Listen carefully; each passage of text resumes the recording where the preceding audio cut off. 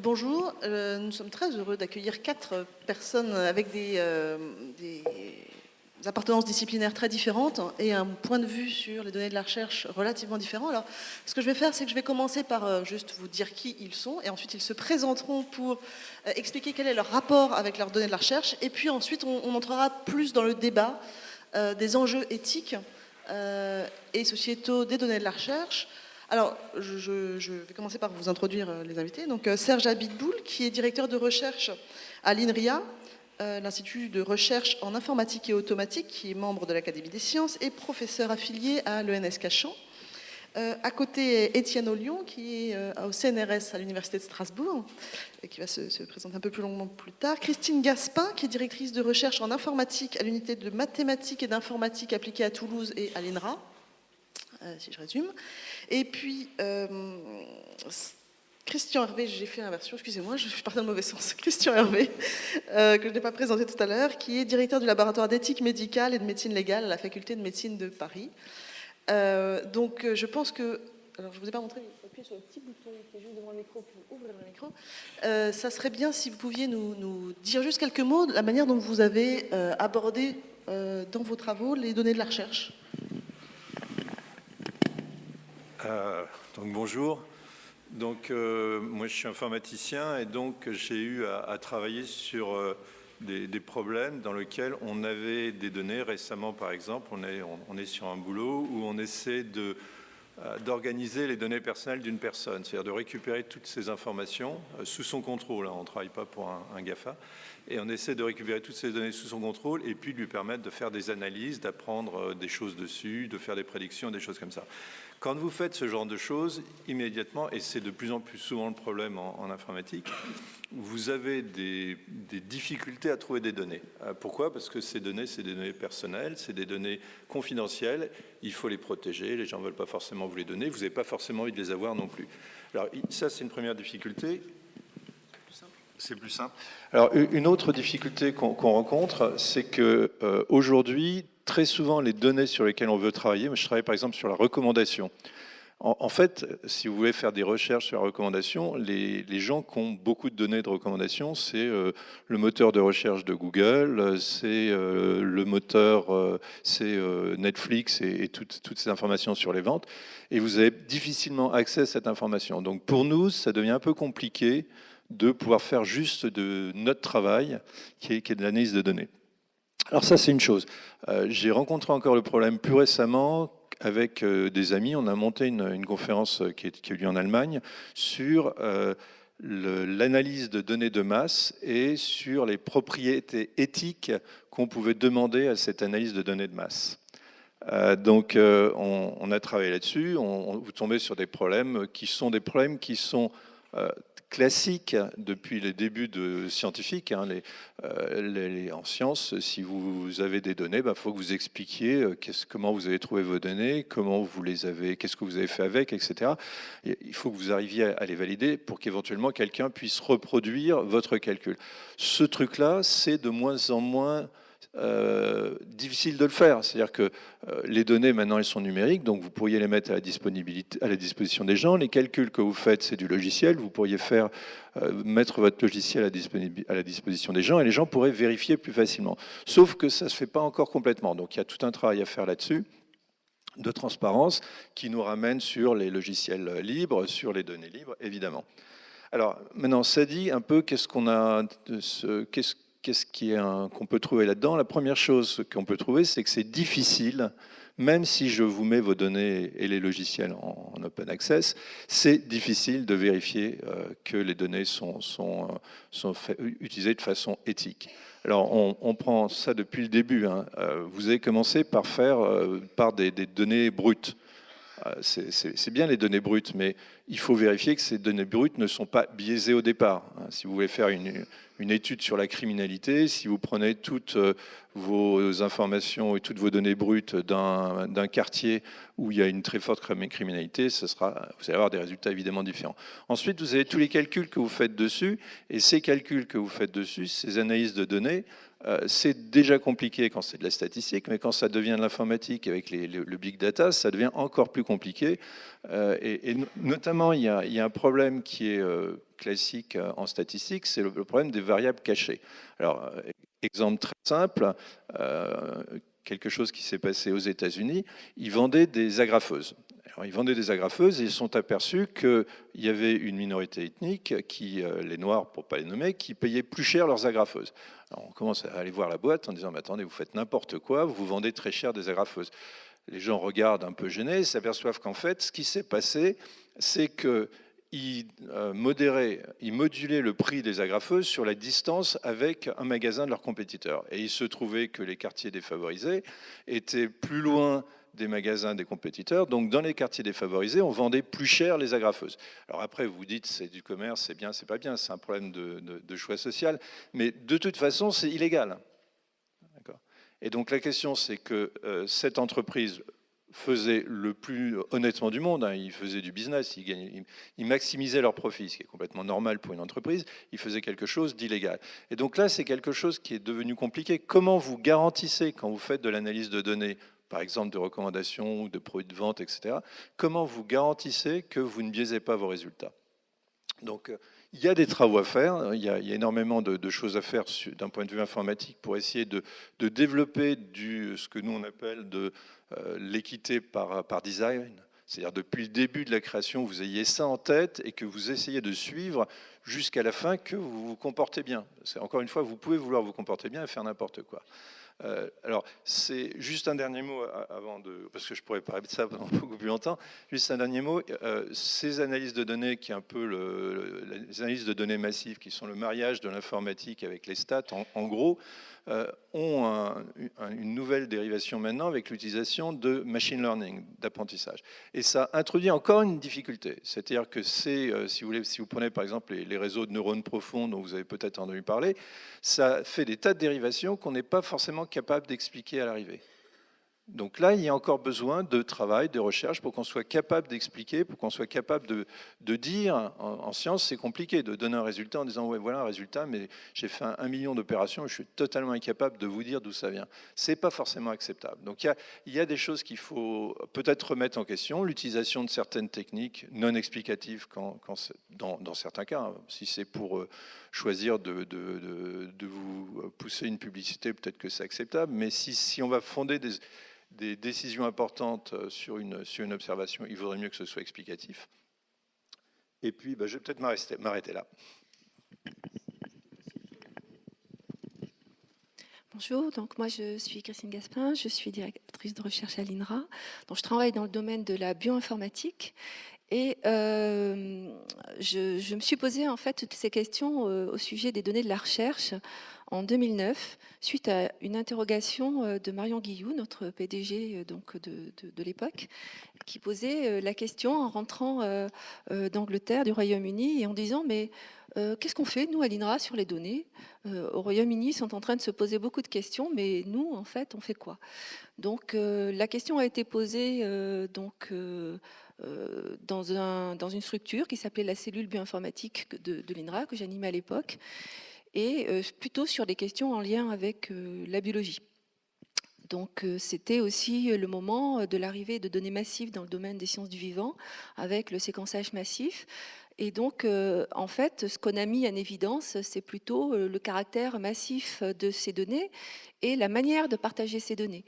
C'est-à-dire que ce caractère massif des données allait peut-être finalement provoquer notre incapacité à pouvoir les partager du fait de leur caractère massif. Donc ça a été la question qui a été posée. Et puis, au fil de l'eau, le conseil scientifique de l'INRA s'est emparé de la question et a dit il faut creuser un petit peu plus sur ces questions-là. Et donc, on a creusé un petit peu plus et on s'est aperçu que finalement, on dépassait largement le caractère massif de la donnée sur la question du partage. Avec des données à caractère personnel, avec des données d'enquête qu'on achète et qu'on ne peut pas publier, enfin, avec, on va dire, une diversité de données sur lesquelles, finalement, la question du partage peut se poser de manière différente. Donc, un groupe de travail s'est penché sur la question Et si on refait le lien avec le chercheur, finalement, ce qui manque au chercheur, c'est d'abord de la culture. Je dirais, au plan juridique, et de la culture aussi, finalement, au plan de ce qu'il peut faire ou ce qu'il ne peut pas faire sur tel ou tel type de données. C'est-à-dire qu'on pense beaucoup sur des questions d'éthique ou sur des questions de droit, on pense beaucoup aux données de santé à caractère personnel. Mais finalement, nous, aujourd'hui, on se pose des questions. Est-ce que, par exemple, les données génomiques, elles peuvent être considérées comme des données personnelles ou pas? Donc ça, c'est une vraie question qu'on se pose côté scientifique. On peut se poser aussi la question, c'est pas mon domaine vraiment, mais par exemple, il y a des grands projets au niveau national qui consistent à explorer les caractéristiques des sols au niveau national.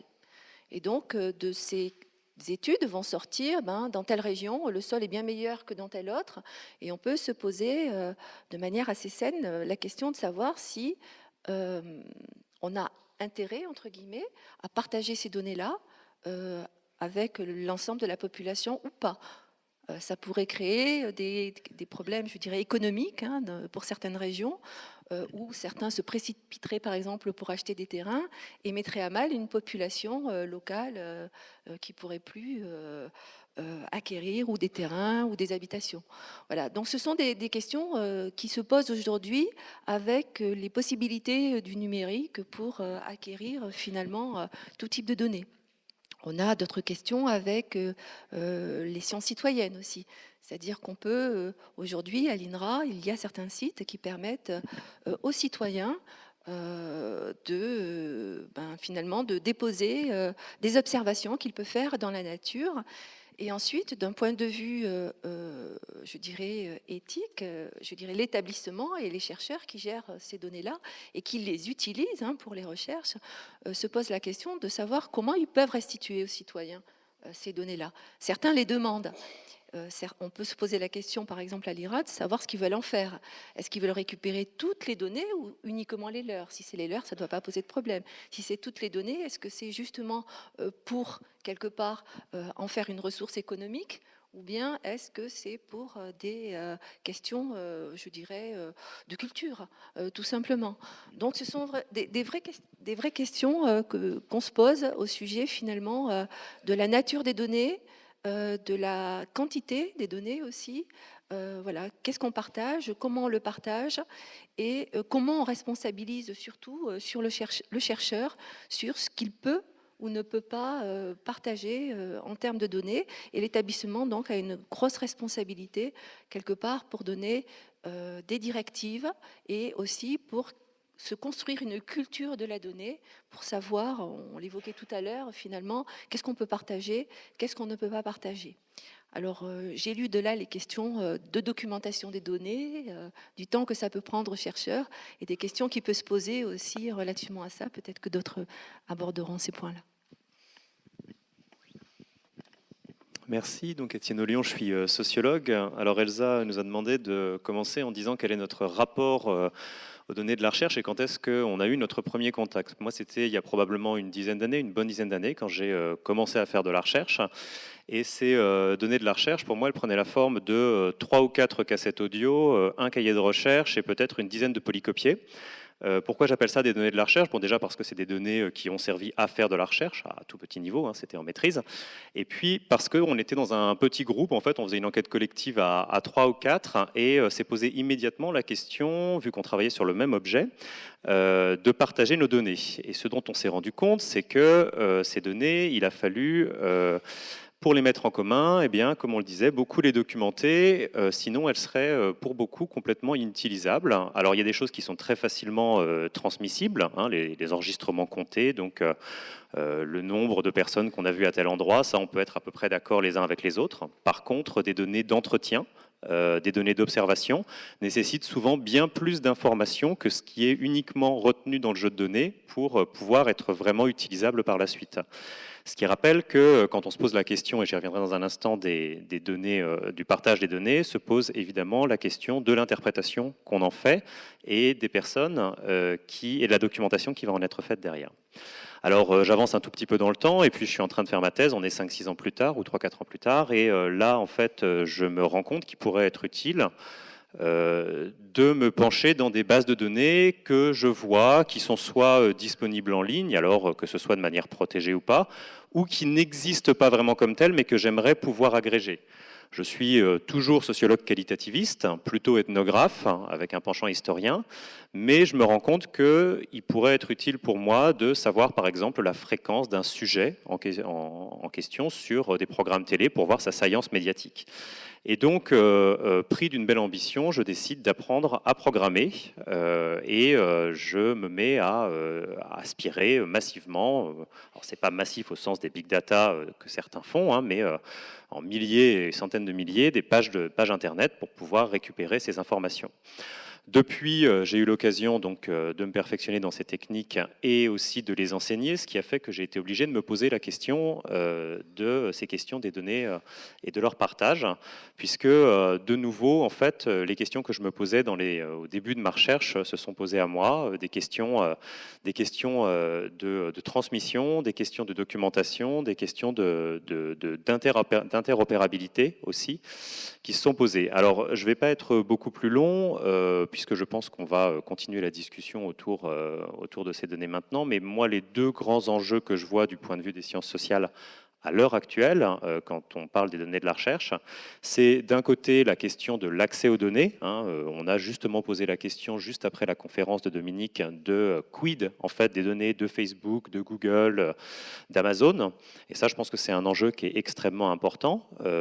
Moi, je plaiderais pour une option maximaliste qui est qu'on devrait avoir le droit d'avoir accès à des données en open access, pas simplement des données des administrations pour lesquelles on paye, mais aussi de certaines ou des entreprises privées. La question se pose à l'heure actuelle au sein de l'INSEE de savoir comment récupérer les données de caisse qui permettraient de faire un indicateur de l'inflation immédiatement ou beaucoup plus rapidement. Je pense qu'on peut aller beaucoup plus loin et en fait on pourrait demander, de la même manière qu'une entreprise qui paye ses taxes et ses impôts dans un pays où elle travaille pourrait aussi avoir à mettre en ligne ou à donner sous certaines conditions les données par lesquelles elle travaille. Et puis la deuxième question qui se pose, à mon avis, très fortement à l'heure actuelle dans les données, c'est la question des usages. On va y revenir dans un instant, mais dans beaucoup de cas, en fait, on a des données qui existent, qui sont disponibles, mais si on suit les réglementations en cours, je ne dis pas qu'il ne faut pas de réglementation et pas de protection des personnes, mais si on les suit, on arrête de faire de la recherche. Et je pense que la situation à l'heure actuelle est dans un mauvais entre-deux, où en fait les chercheurs font de la recherche, ils n'en ont pas le droit, et la législation n'est pas adaptée. Voilà. Donc je pense que c'est les deux grands enjeux que je vois à l'heure actuelle. Je ne sais pas très bien où je suis plongé depuis que je suis arrivé, certes en retard, et d'ailleurs ça m'a peut-être protégé en quelque sorte, mais je voudrais déjà dire qu'on ne prenne pas mes propos comme étant un réactionnaire, mais je viens d'un autre monde. Cet autre monde, en définitive, c'est celui des patients, de la biomédecine, et malheureusement, nous avons une histoire. Et comme je dis à tous mes étudiants que la recherche, tout comme d'ailleurs la médecine, c'est une construction sociale, il ne faut pas prendre ça comme étant... Et tout ceci se construit.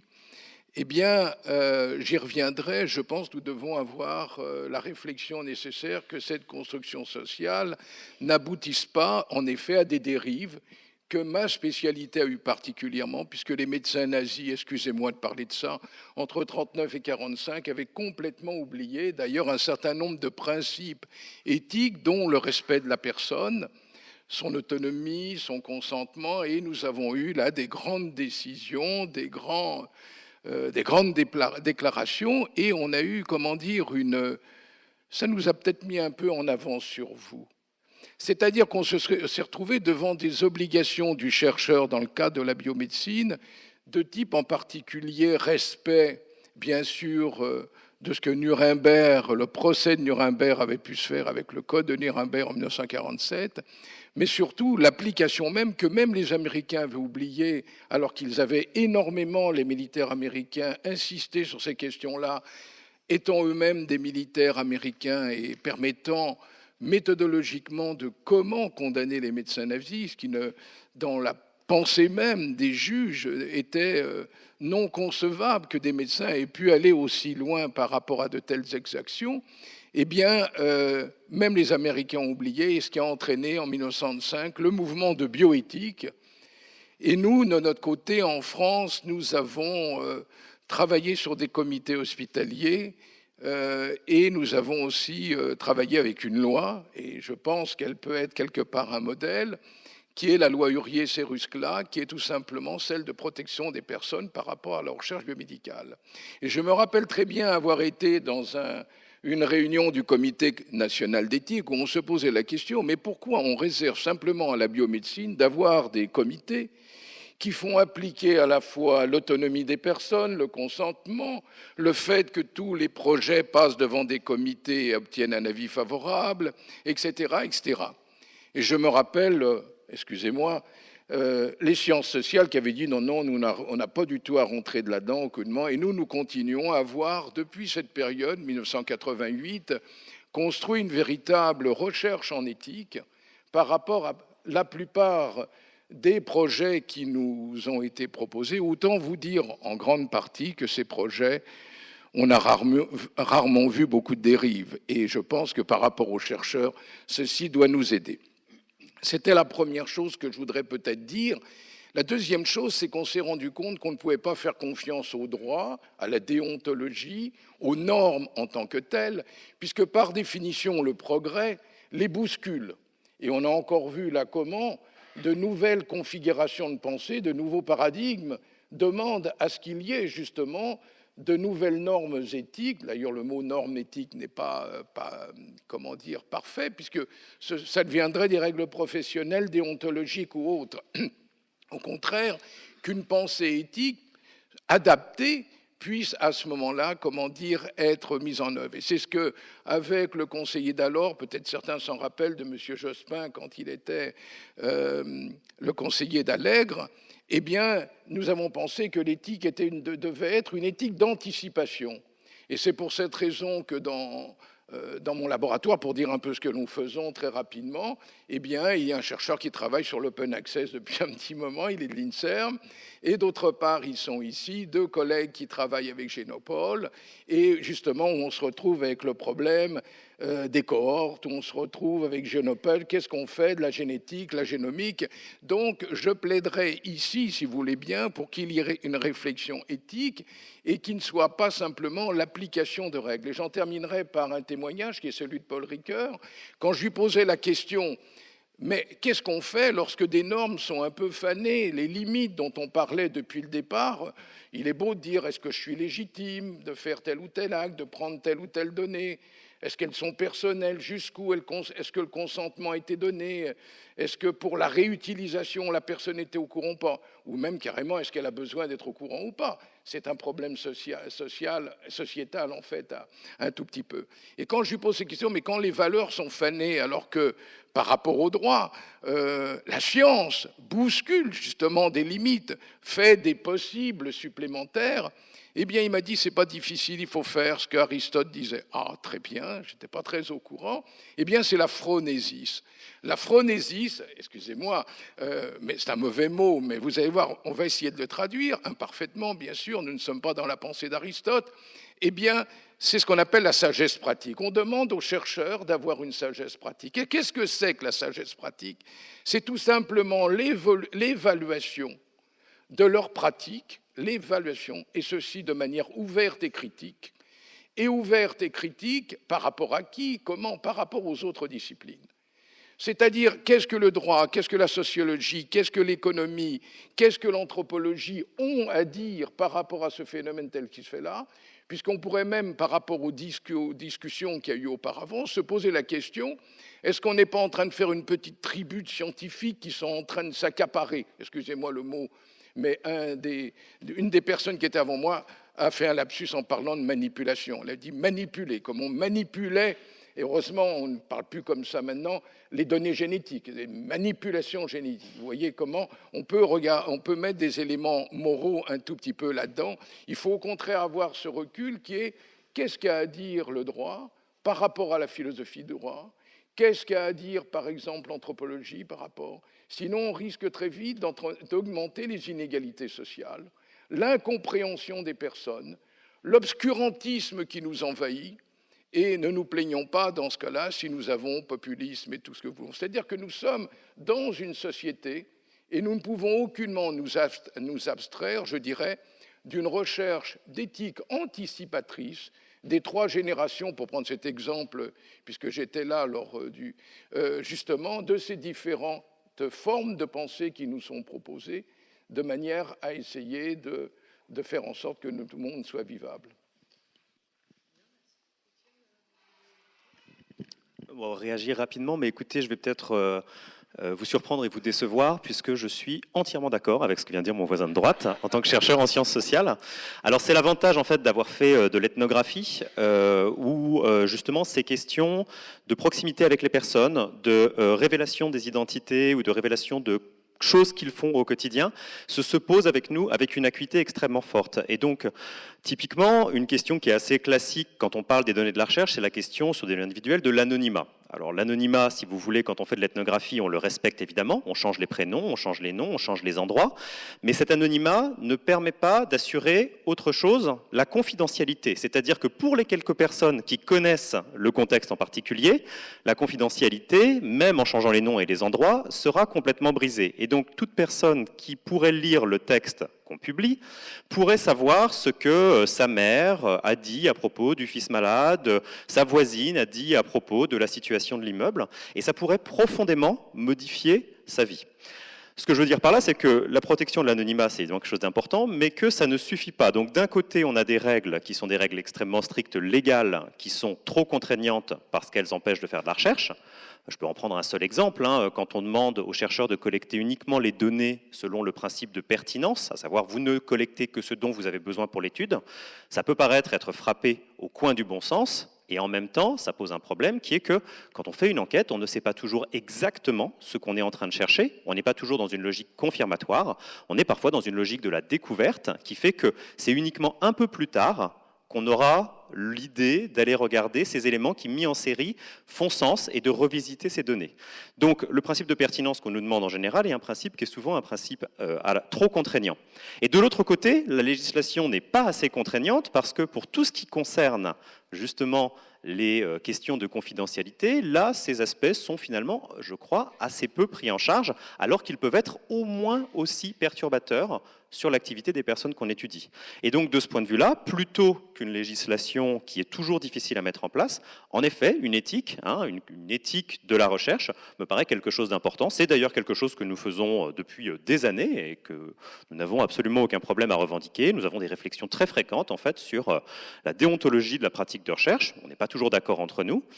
Je me méfierais juste d'une chose, c'est de la formalisation de ces questions d'éthique. Il y a une expérience un peu douloureuse pour nous aussi, en sciences sociales, qui sont les comités d'éthique qui ont été mis en place dans certains pays anglo-saxons sur le modèle des sciences médicales.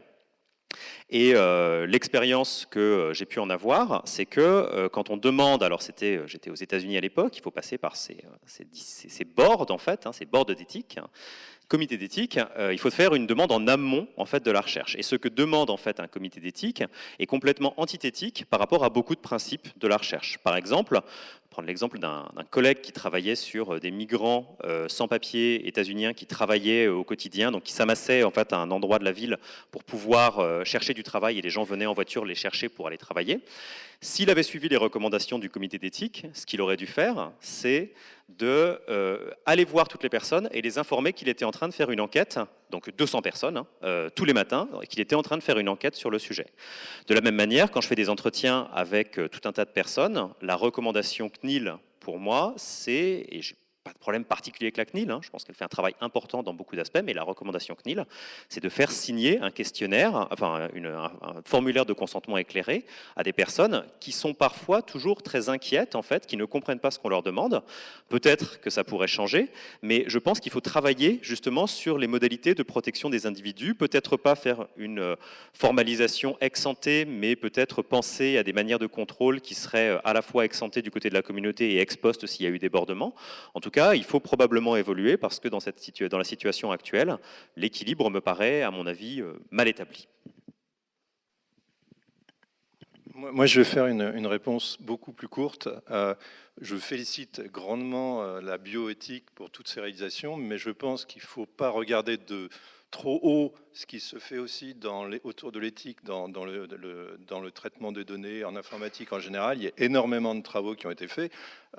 Les problèmes sont compliqués, ça avance doucement, mais si, par exemple, la communauté européenne a fait une loi sur les données qui est extrêmement une avancée, à mon avis, assez considérable, même si on peut critiquer plein de choses, c'est aussi parce qu'il y a eu beaucoup de réflexions en amont avec des gens comme Antoinette Vouvroy ou des gens comme ça qui ont des pensées très riches.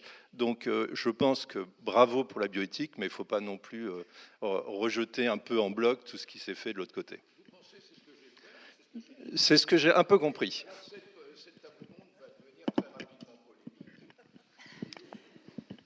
Cette table ronde c'est le but d'une table ronde. Alors, je ne suis pas eu d'accord parce que je pense au contraire avoir énormément souffert. Je dirige depuis 20 ans des comités d'éthique, etc., de protection des personnes telles qu'on les appelle, etc. Et je pense, et on travaille beaucoup trop en unidisciplinarité, qu'il y ait d'ailleurs des penseurs qui soient sur les données, certains intéressants, mais mon message était il devait le faire de manière multidisciplinaire. C'est ce que nous avons compris. Ce qui est la chose la plus difficile, bien sûr, personne ne sera en désaccord, excusez-moi, mais je suis en train d'essayer de vous amadouer un tout petit peu, vous montrer que je n'ai pas mis de côté tout le travail qui a pu se faire, je montrais simplement, puisque c'était la question, en quoi nous-mêmes essayons, par rapport à des normes que vous n'avez peut-être pas encore totalement et que vous risquez d'avoir éventuellement si des lois deviennent trop contraignantes, ce qui a été notre cas, comment nous essayons pour et justement les faire évoluer. Et d'ailleurs, par rapport à ce que vous disiez, nous avons des solutions parce que nous avons réussi, par les lois bioéthiques, etc., je ne suis pas que dans le droit, bien entendu, réussi à intégrer de tels problèmes. Et surtout, il ne faut surtout pas, comme vous dites, rigidifier, c'est ce que j'ai essayé de dire aussi, la réflexion éthique, sinon ça devient de la déontologie, ça devient des normes, et on ne peut absolument pas du tout réfléchir. Donc c'est important, c'est la pensée que vous développez par rapport à ce que vous faites. C'est un esprit de responsabilité. Voilà ce que je disais. Alors, le début de cette table ronde commence très bien parce qu'on a abordé, à mon avis, deux questions très intéressantes qu'on a déjà un peu abordées au début de cette conférence, c'est-à-dire la différence qu'il y a entre les données pour la recherche et les données de la recherche. Alors, ça a l'air d'être assez facile de dire il faut absolument mettre en open access toutes les données des autres, en gros. Mais après, en effet, il y a l'air d'avoir un très très gros travail quand il s'agit de mettre ses propres données et des données de recherche à disposition. Alors, il y a eu récemment, je pense que vous l'avez vu passer en août, un collectif de médecins qui s'est absolument insurgé contre l'idée qu'on l'oblige à court terme à déposer les données de la recherche en disant c'est impossible, ça va tuer notre recherche, on n'a pas le temps de le faire, donc des problèmes de moyens financiers et des problèmes aussi éthiques vis-à-vis des gens, des problèmes de secrets médicaux, des problèmes variés qui sont évoqués. Mais ce que je trouve intéressant, c'est de voir que les chercheurs confrontés, eux, à tous les problèmes qui leur tombent dessus au fur et à mesure, sont quand même obligés, en effet, d'avoir une réaction qui est, j'allais dire, personnelle, et qui se fait institution par institution, discipline par discipline, et que finalement, ça pose problème. Parce que du coup, c'est aussi ça qui semble freiner l'intérêt des chercheurs pour pour mettre en open access les données de la recherche, donc les partager. Je sais pas si ça... Moi, je pense que du côté des données, je dirais, de santé à caractère personnel, il y a des lois qui sont celles qu'elles sont, et je pense que il faut les respecter. Je pense que tout à l'heure, je posais la question des données de génomique. Est-ce que ce sont des données à caractère personnel? Certains pensent que oui, certains pensent que non. Et moi, je pense que quand on a besoin d'avancer dans la recherche, en tout cas quand on est informaticien, sur cette question-là, de données à caractère personnel, on ne devrait pas avoir à se poser la question. C'est-à-dire qu'on devrait prendre des données, alors qu'on soit statisticien ou informaticien, et les analyser en confiance. C'est-à-dire que, quelque part, un médecin devrait nous dire, ben voilà, ce sont des données à caractère, ce sont des données de santé à caractère personnel. Je voudrais poser une question de recherche dessus qui nécessite un investissement mathématique et informatique. Est-ce que vous pouvez m'aider ? Et peut-être développer des centres de confiance, j'en sais rien.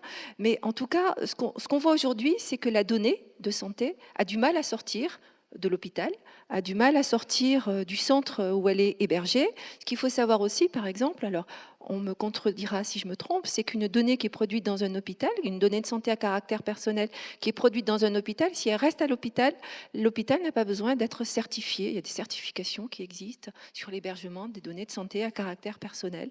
Par contre, si elle sort de l'hôpital pour être hébergée ailleurs qu'à l'hôpital, alors cet ailleurs a besoin d'un certificat d'hébergement des données de santé à caractère personnel.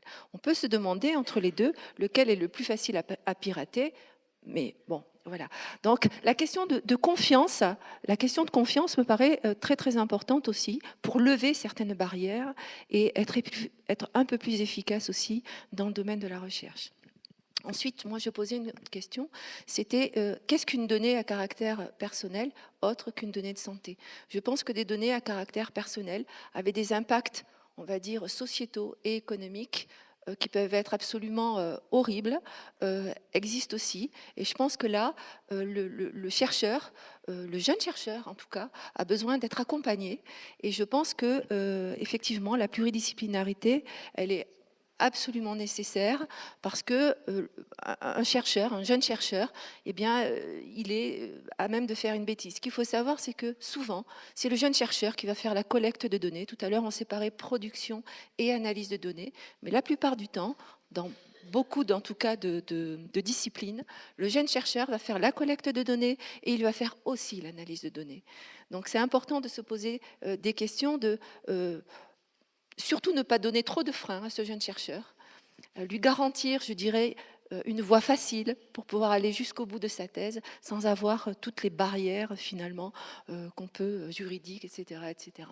On en met de plus en plus, c'est vrai. Ensuite, quand on est informaticien ou mathématicien, moi j'aimerais quand même aussi amener une autre idée de l'éthique, c'est-à-dire, c'était un petit peu évoqué par mon voisin de gauche, c'est-à-dire faire bien son travail, quoi. C'est-à-dire, quelque part, ne pas mentir sur les résultats.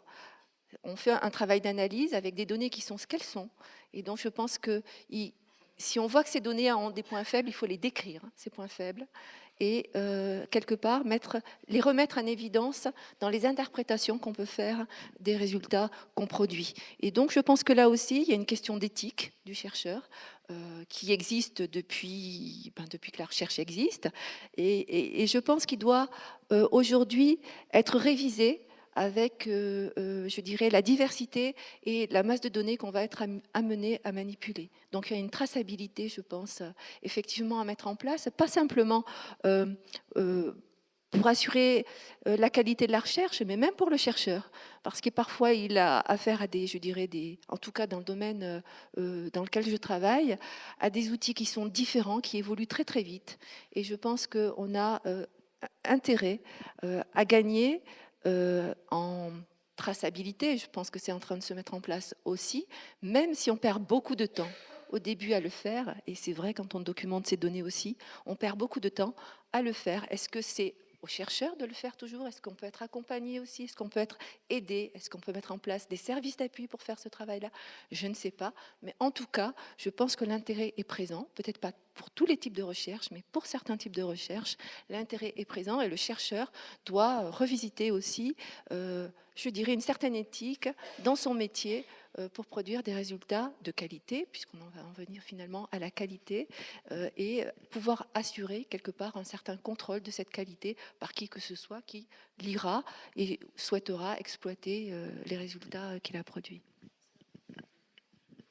Je vais rebondir sur une de vos questions, parce que vous avez soulevé plein de questions super intéressantes, mais je vais rebondir sur une qui, moi, me passionne particulièrement, c'est les données personnelles. On travaille là-dessus avec des étudiants, on essaie de rassembler les données personnelles d'une personne, et donc on s'est posé la question, c'est quoi ces données personnelles? Qu'est-ce qui m'appartient?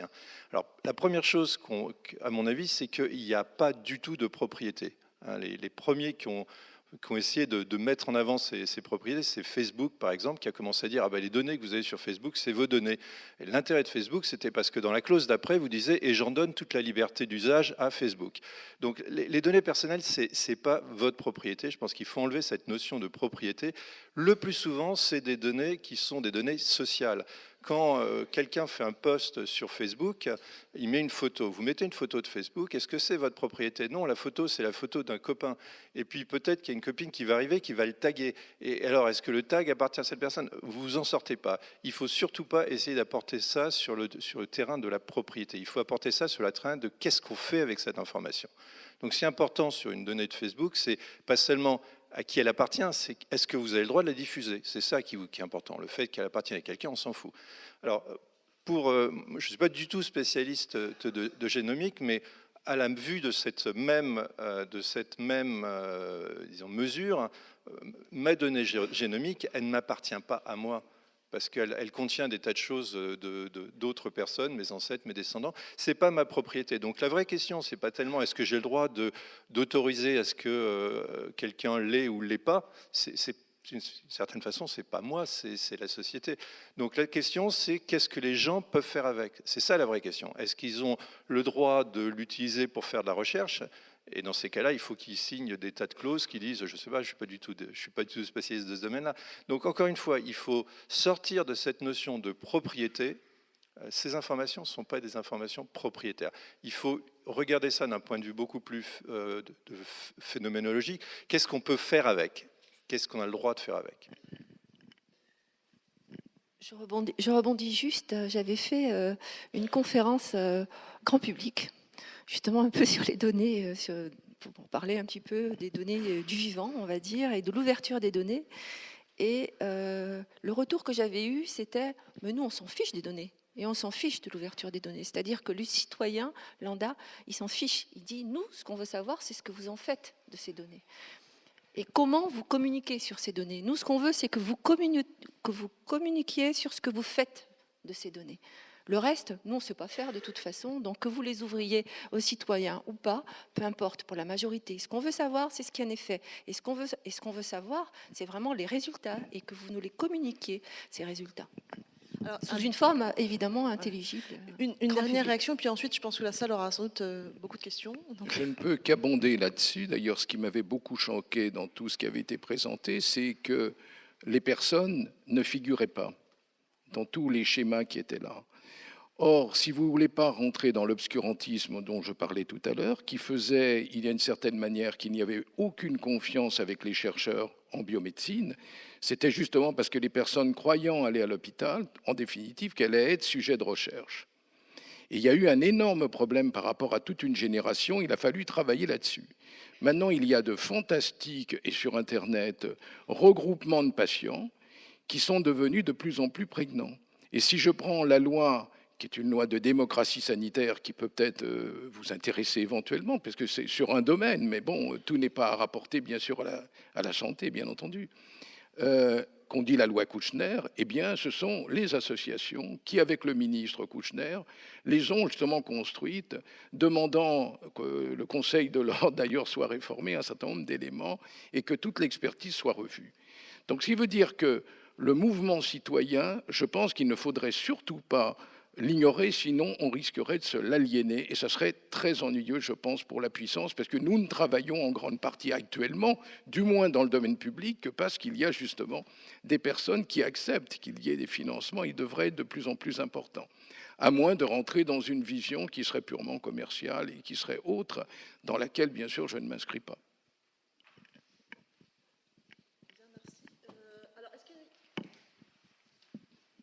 Il y aurait des questions dans la salle sur les thèmes que nous avons déjà abordés, donc en médecine, en informatique, en sciences humaines.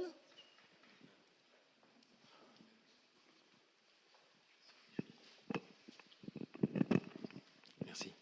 Oui, il y a ici, je suis.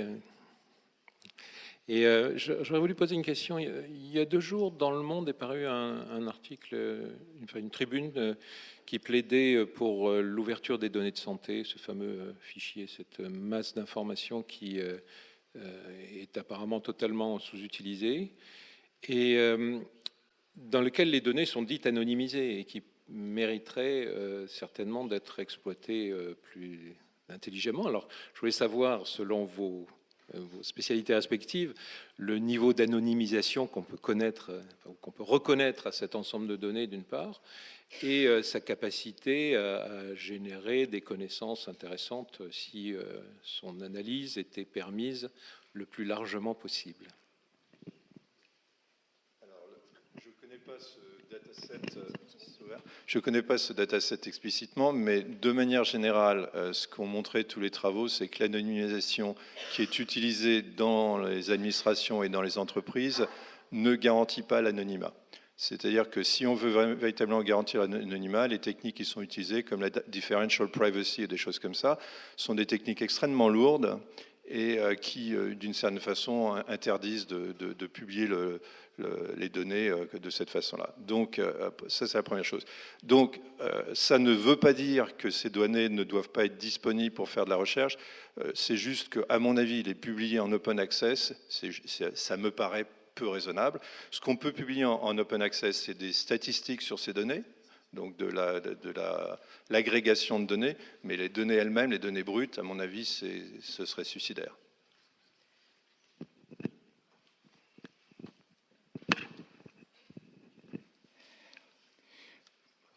Faisons peut-être quelques réflexions rapidement d'histoire. Je parle tout le temps de la médecine, je ne peux pas parler de quelque chose que je ne connaisse pas. L'assurance maladie qui nous touche tous, pendant 30, 40 ans, avait plein de données et s'en est jamais servi. C'est pour ça que le président du Comité national d'éthique, Didier Sicard, s'est battu. Il était encore il y a 2 jours avec nous dans une conférence qu'on faisait justement sur les données et où la CNIL, une représentante des IA qui était de la CNIL était présente et qui justement bien sûr dit que l'anonymat strict n'existe pas parce qu'il y a tout le temps en définitive une personne qui est capable de savoir la personne que cela est, etc. Donc mais par contre, ce que j'ai quand même appris beaucoup hier, c'est qu'avec cette loi qui a été faite et qui est un véritable consensus actuellement citoyen, de la manière dont elle, de république numérique, il y a là justement des avancées qui sont tout à fait considérables. Et si je prends par rapport à la fameuse sécurité sociale qui, avec d'autres fichiers, ont été transformés en un énorme fichier qui permet désormais, sous certaines conditions avec des chercheurs, puissent maintenant utiliser ces données, il y a une traçabilité extraordinaire, il y a tous ces éléments qui permettent en effet, alors que ceci s'ouvre encore plus que ce ne l'est aujourd'hui, bien entendu, mais c'est une très belle voie en quelque sorte. Oui, alors peut-être en un mot, donc moi je ne connais pas non plus le jeu de données dont il est question, mais par contre je parle souvent bien de ce que je ne connais pas. Et je pense qu'en fait, il faut sortir un peu de l'opposition entre des données intégralement ouvertes et des données qui seraient complètement propriétaires, fermées et bloquées. Pour ce qui est des données du recensement, qui en France sont des données particulièrement considérées comme sensibles, ce n'est pas le cas dans tous les pays, on a mis en place un système qui s'appelle le Centre d'accès sécurisé aux données, qui permet de consulter, après avoir fait une formation et avoir une carte à puce et dans certains locaux, mais qui existent dans toute la France, d'accéder à ces données. Ces données sont donc des données individualisées. Ensuite, on fait des mesures dessus et ensuite, ces données sont validées. Donc, ça, c'est une petite procédure.